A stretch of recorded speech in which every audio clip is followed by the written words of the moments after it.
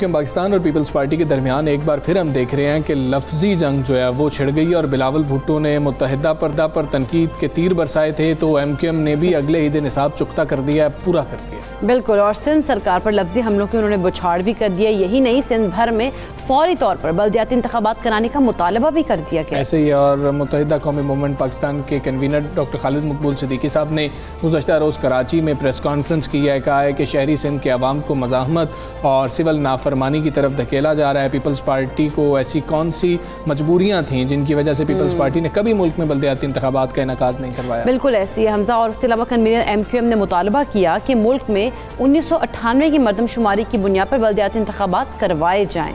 उन्होंने क्या कहा, आपको पहले वो सुना देते हैं। कल बिलावल ने कहा कि ये ना काम करते हैं ना करने देते हैं, उसमें उन्होंने हमें भी शामिल किया है। आपकी चोरी पकड़े तो आप कह रहे हैं चोरी करने नहीं देते, आपकी करप्शन पे शोर मचाएं तो आप कहते हैं करप्शन करने नहीं देते। सिंध हुकूमत ने सिंध के अंदर बल्दियाती इंतखाबात कराने से माजरत कर ली। पिछड़े होने वाले सेंसस को हम तस्लीम नहीं करते, मुतनाज़ा तरीन सेंसस है और इस सेंसस के सबसे बड़े बेनिफिशरी पाकिस्तान में पाकिस्तान पीपल्स पार्टी की हुकूमत है।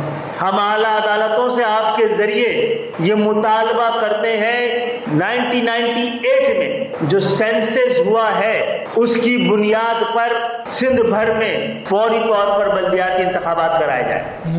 गुफ्तगू अपने मुलायजा की मजीद उन्होंने कहा कि पीपल्स पार्टी अपनी कराची दुश्मनी को छुपाने के लिए रोना रोती है कि एमक्यूएम कराची में काम नहीं करने देती है, तो क्या एमक्यूएम ने उन्हें लड़काना दादू और बाकी सिंध में भी काम करने से रोका हुआ है? बिल्कुल, ये जो है ना वो क्वेश्चन अब है। अब सारी सूरत हाल पर हम बात करेंगे। एमक्यूएम पाकिस्तान के रहनुमा ख्वाजा इजहारुल हसन साहब हमारे साथ मौजूद हैं। अस्सलाम वालेकुम, गुड मॉर्निंग सर। आपकी लीडरशिप की गुज़श्ता रोज़ की प्रेस कॉन्फ्रेंस पीपल्स पार्टी हुकूमत के खिलाफ चार्जशीट से वैसे कम नहीं थी।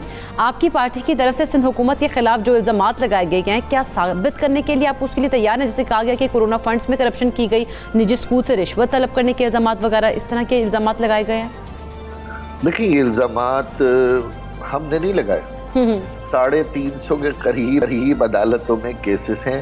500 करप्ट अफसरान जो नैबज़दा हैं उनके खिलाफ केसेस अदालतों में पेंडिंग हैं। नैब के रेफरेंसेस पेंडिंग हैं। इनकी सारी लीडरशिप सब की सब जमानतों में बाहर है। कोई एक भी तो एक्विट नहीं हुआ। ये तो ग्राउंड रियलिटी है, फैक्ट्स हैं। और दूसरी बात ये कि देखिए मसला क्या है, अभी ये कल तक हमें 2 वजारतें दे रहे थे ना, ये वही है। चेयरमैन सेनेट के लिए भी आ गए थे, हमारे दरवाजे पे आ जाते हैं, लेकिन जब हम उस मटीरियलिस्टिक सौदेबाजी से, मफाद परस्ताना सौदेबाजी से इनकार कर देते हैं तो एमक्यूएम में सारी बुराइयां नजर आती है। मेरा ख्याल है बिलावल साहब को बड़ा सैर हासिल जवाब कन्वीनियर मुत्तहिदा कौमी मूवमेंट ने दे दिया, लेकिन कुछ सवालात लोग भी करना चाहते हैं। ये पूछना चाहते हैं कि आपका तालीमी निज़ाम इतना अच्छा है तो आपकी काबीना के बच्चे कॉन्वेंट और प्राइवेट स्कूलों में क्यों पढ़ रहे हैं? अगर आपके अस्पताल इतने अच्छे हैं तो जरदारी साहब दुबई में, लंदन में इलाज क्यों करा रहे हैं? आपके सारे वज़रा जिना अस्पताल क्यों नहीं एडमिट होते? आपका पानी का निज़ाम इतना अच्छा है तो सक्खर की म्यूनसिपैलिटी का जरा पानी पी के दिखाइए। चलें जी, कराची में आ जाइए, उसी लियाकताबाद के म्यूनसिपैलिटी के नलके से पानी का गिलास पी के तो दिखाइए, 7 दिन तक बिस्तर से नहीं उठेंगे।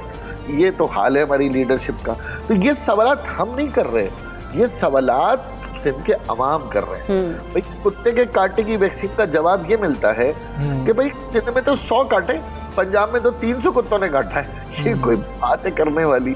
फिर 18वीं तरमीम के सारे जितने भी उसके फवायद हैं वो आपके महल्लात, आपके बैंक अकाउंट, वो सब पूरी दुनिया को पता है, हमें साबित करने की जरूरत। बिल्कुल। ख्वाजा इजहार साहब, एक और अहम मामला ये है कि वैसे तो पाकिस्तान तहरीक इंसाफ के अपोजिशन लीडर हैं, अगर हम सिंध असम्बली के अंदर भी देखें, और बड़ी अपोजिशन शायद अगर नंबर्स की तादाद में देखा जाए और उसकी बात की जाए तो पाकिस्तान तहरीक इंसाफ ही है, लेकिन पीपल्स पार्टी ज़्यादा नाराज़ एमक्यूएम से क्यों है? आपको कोई बात समझ आ रही है?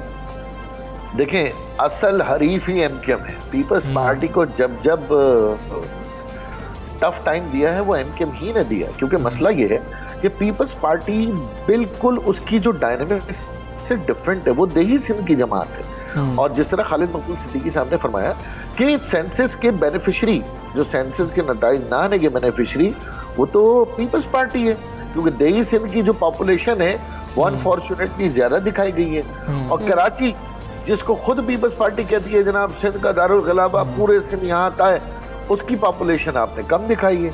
लाहौर और कराची में सिर्फ 20 लाख नफूस का फर्क है।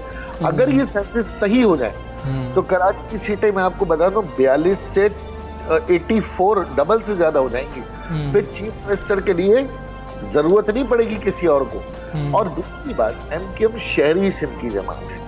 मीर पुखास, नवाब शाह, कराची, ये यहाँ का मैंडेट रहा है। मसनूई तौर पर या रियासती जबर के तहत इस वक्त अगर एमक्यूएम को पीछे कर दिया गया, लेकिन यहाँ के अवाम आज भी एमक्यूएम को ही वोट देते हैं। और आज भी अगर वोट का टर्नआउट निकाल लें तो एमक्यूएम का वोटर या तो बाइकॉट पे था या एमक्यूएम का वोटर साइलेंट रहा, उसने वोट ही नहीं किया। ठीक। अच्छा इजहारुल हसन साहब, अगर हम बल्दियाती इंतखाबात की बात करें, सिंध हुकूमत फौरी बल्दियाती इंतखाबात के हवाले से आपका मुतालबा अगर नहीं मानती है तो वफाकी हुकूमत के इस सिलसिले में आपकी मदद कर सकती है? आपका अगला लाइहा अमल क्या होगा, इस बारे बताइए। सबसे बड़ी बात कि ये मैं तो आपको बता रहा हूँ ना कि मरते मर जाएंगे बल्दियाती इंतखाबात नहीं करें। अच्छा। क्योंकि पिछले 40 साल में पीपल्स पार्टी का रिकॉर्ड उठा लें आप, उन्होंने कभी बल्दियाती इंतखाबात नहीं कराए। और अभी ये ऐलान तो सुप्रीम कोर्ट की डायरेक्ट ये कंट्रोवेंशन है। ये तो हद तक मतलब ये तो कंटेम्प्ट ऑफ कोर्ट है। मेरी समझ नहीं आ रहा कि सुप्रीम कोर्ट के जजेस इस पे क्यों नहीं नोटिस लेते कि एक फैसला डंडे के जोर पे पिछले बल्दियाती इंतखाबात कराए गए, डंडे के जोर पे कराए गए कि हर हाल में आपको कराना है। तो क्या हर बल्दियाती इंतखाबात पे सुप्रीम कोर्ट नया जजमेंट देगी? क्या पिछले जजमेंट को रिकॉल नहीं किया जा सकता? मैं चीफ जस्टिस सुप्रीम कोर्ट साहब का भी इंतजार कर रहा हूँ, चीफ मुअज़्ज़िज़ जजेस साहिबान का इंतजार कर रहा हूँ कि इस बयान के जवाब में तो इनको कंटेंट में बुला लेना चाहिए कि तुम्हारी जुर्रत कैसे हुई, एक फैसला आला अदालत ने किया है, अदालत सुप्रीम जुडिशरी ने किया है, आप कह रहे हैं हम नहीं कराएंगे। सही। अच्छा ख्वाजा इजहार साहब, एक और मामला ये है कि कराची के जो ख़ास तौर पर शहरी हैं, रिहायशी हैं, वो ये चाहते हैं कि हमारे मसाइल कम अज़ कम हल होने चाहिए। हम गुज़श्ता दहाइयों का जिक्र कर लें तो सियासत कमोबेश ऐसी ही चलती रही है जैसी आज चल रही है, बयानात ऐसे ही आते रहे हैं जैसे आज आ रहे हैं, लेकिन कराची के लोगों के मसाइल हल नहीं हो रहे। कोई वे फॉरवर्ड आपको नज़र आ रहा है?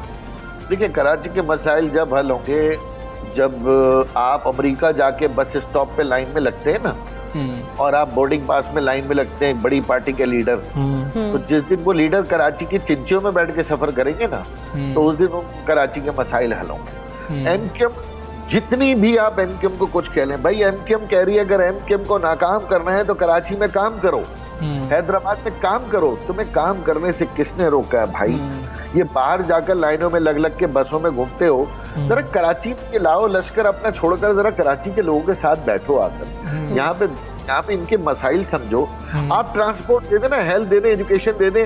एमक्यूएम, मैं कहता हूँ जी एमक्यूएम को आपको नाकाम करना है, मैं आपको फार्मूले दे रहा हूँ बिलावल भुट्टो साहब, कराची में काम करें खुदा के लिए, एमक्यूएम धन छोड़े, जो आपका काम है वो करें।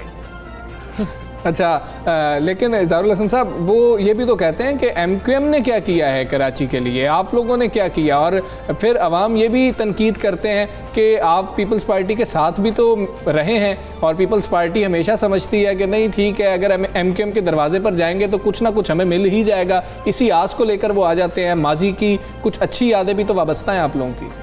देखिए, ये अगर आप वो कहते हैं ना कि ये वाला अगर मफरूजा बना लें एमक्यूएम ने क्या किया, तो देखें आप ही के वो चैनल थे ना जो कराची को छठा तरक्की याफ्ता शहर बता रहे थे, आप ही के चैनल थे कि लाहौर के लोग यहाँ के कहते थे यार कराची क्या बन गया, और आज लाहौर कराची से मेरे ख्याल 50 गुना आगे चला गया। और ये सिर्फ और सिर्फ चंद सालों में हुआ है। ये वही बल्दियाती दौर है 2005 से 2020 तक के दौर में, जिसमें लाहौर ट्रांसफॉर्म करके कहाँ चला गया।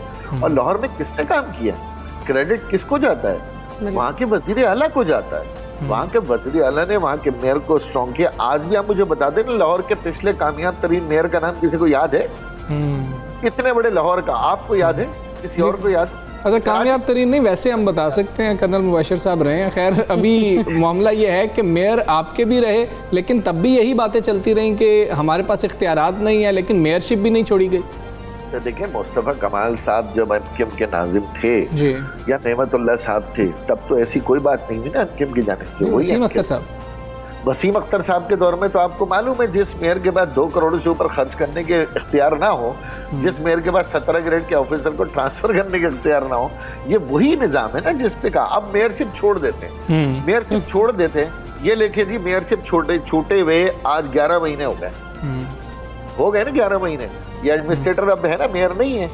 अब आप एप्पल टू एप्पल अगर कंपेयर करना है तो चलें जी, तसव्वुर कर लें मेयरशिप 11 महीने से छूटी हुई है। सही। क्या कराची में तब्दीली अभी 11 महीने बहुत होते हैं।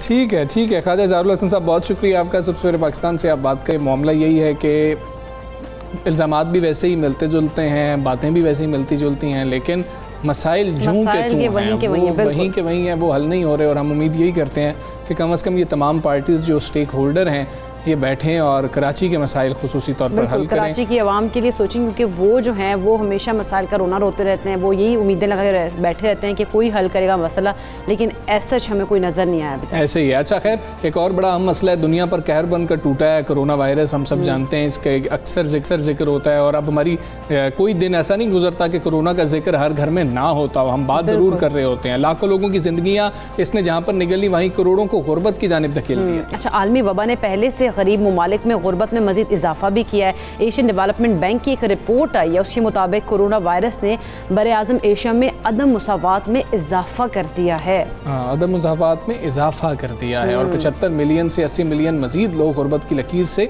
नीचे चले गए। और इसी रिपोर्ट के मुताबिक कलीदी इशारे कहते हैं कि कोरोना बीमारी एशिया और पैसिफिक की पायदार तरक्की अहदाफ की तरफ पेशरफ्त में रुकावट बिल्कुल। है। अच्छा, इसी रिपोर्ट में यह भी कहा गया है कि 2030 के पायदार तरक्याती अहदाफ को हासिल करने के लिए फैसला साजों को एक गाइड के तौर पर आला मयार और बर वक्त डेटा इस्तेमाल करने की भी ज़रूरत है, ताकि ये यकीनी बनाया जा सके कि मौशी बहाली के असरात सब तक पहुँचें और कोई भी जो पॉवर्टी लाइन है उससे नीचे ज़िंदगी गुजारने पर मजबूर ना हो। हाँ, इसी रिपोर्ट के ऊपर हम बात कर लेंगे। हमारे साथ इस वक्त मौजूद हैं हसन बेग, डायरेक्टर जनरल है national commission for human development. Baig साहब अस्सलाम वालेकुम, गुड मॉर्निंग। बेग साहब, एशियाई तरक्याती बैंक की इस रिपोर्ट को देखा जाए, मतलब कि गुर्बत में इजाफा हुआ है, अदम मुसावात में इजाफा हुआ है, आप इस रिपोर्ट को किस तरीके से देख रहे हैं?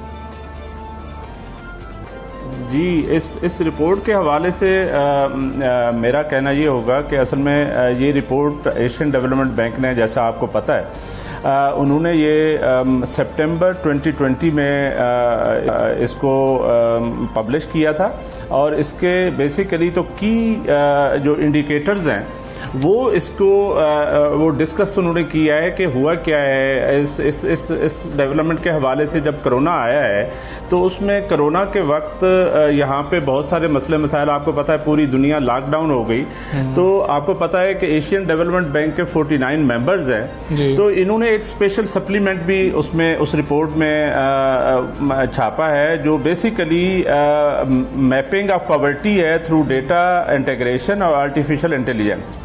अब इसके हवाले से जब ये रिपोर्ट आई तो उसमें बेसिकली इन्होंने 3 चीज़ों को डिस्कस किया है।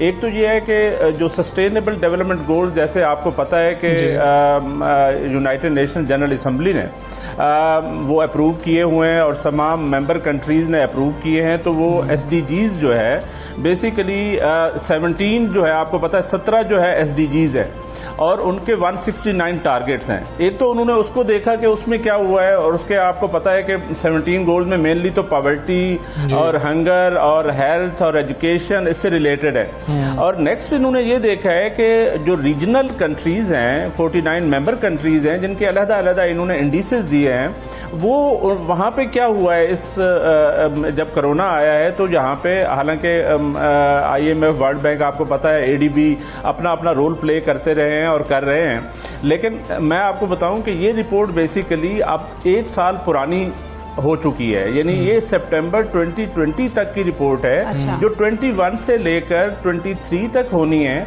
वो तो अभी छपनी है, वो तो जाहिर है अब सितंबर में एक एडिशन आएगा, उसके बाद उसमें किया जाएगा। अब रीजन को जब देखा गया तो उसमें पता चला कि यहाँ तो पॉवर्टी जो है ना बहुत ज़्यादा बढ़ रही है, और पॉवर्टी ज़ाहिर है मुख्तलिफ उसकी रीजंस हैं। जैसे मैं बेसिकली डायरेक्टर जनरल हूँ national commission for human development का, हमने भी एक स्टडी की है। अच्छा। और हमने छोटे लेवल पे हमारा जो सर्वे है वो छोटे लेवल पे था, लेकिन हमने एक इंटरनेशनल एनजीओ है उसके थ्रू की है, और उस पर जो हमने गैप एनालिसिस का देखा है उसमें हमने देखा कि पाकिस्तान में क्या हुआ है। पाकिस्तान में ये होता रहा है कि मुख्तलिफ जो सेक्स से स्पेशली जो जो डेली वेजर्स होते हैं उन पे बहुत इम्पेक्ट हुआ है, और वो तो बहुत ज़्यादा गुर्बत में चले गए। और आपको पता है ये जो इंडेक्स, ये जो ADB की रिपोर्ट है, दैट शोज कि बेसिकली हुआ क्या है कि इस दौरान जो है ना, जैसे आपने बिल्कुल सही इंडिकेट किया है कि 80 मिलियन लोग, लेकिन ये एक साल पहले की है। अब अगर नया जो रिपोर्ट आएगी उसमें गुर्बत की शरह जो है, अगर हम $2 या $1.9 पर डे के हिसाब से भी लें तो ये कोई तकरीबन मेरा ख्याल है कि ये कोई 80 मिलियन नहीं होगी, ये 180 मिलियन से भी अबव चली गई है। तो अब जो नई रिपोर्ट आएगी उसमें असल में पता चलेगा। लेकिन हसन बेग साहब, जिस तरह की सूरत हाल है कोरोना की वजह से, जिस तरह गुर्बत में इजाफा हुआ है, पाकिस्तान जैसा मुल्क जो है कैसे मुकाबला कर सकते हैं इस तमाम तर सूरत हाल का? नहीं, पाकिस्तान देखें, पाकिस्तान इन हालात में ज़रा बेहतर परफॉर्म किया है। जो सच्ची बात है, ये मुसीबत तो सारी दुनिया में आई हुई है, पाकिस्तान में भी आई हुई है, आपको पता है। लेकिन इसमें एक्चुअली प्राइम मिनिस्टर साहब का ये डिसीजन के इकानमी को ओपन रखें, हम गरीब लोगों को क्या यानी प्रोवाइड कर सकते हैं, तो मेरा ख्याल है that was a bold decision. उस वक्त पता नहीं था कि ये इसका अल्टीमेटली ये कोरोना करेगा क्या।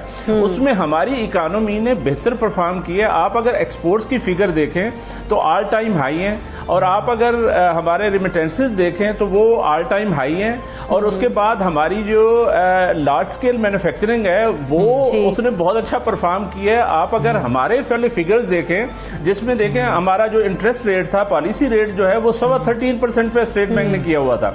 अब वो पॉलिसी रेट में भी कोरोना की वजह से 7% पे जब लेके आए तो लार्ज स्केल मैन्युफैक्चरिंग ने बेहतर परफॉर्म करना शुरू कर दिया, नंबर 1। नंबर 2 ये है कि ओवरऑल एक चीज जो इस कोरोना में हुई है वो ज्यादा प्रॉब्लमेटिक है, वो गवर्नमेंट को जरूर उस पर सोचना चाहिए, वो है महंगाई।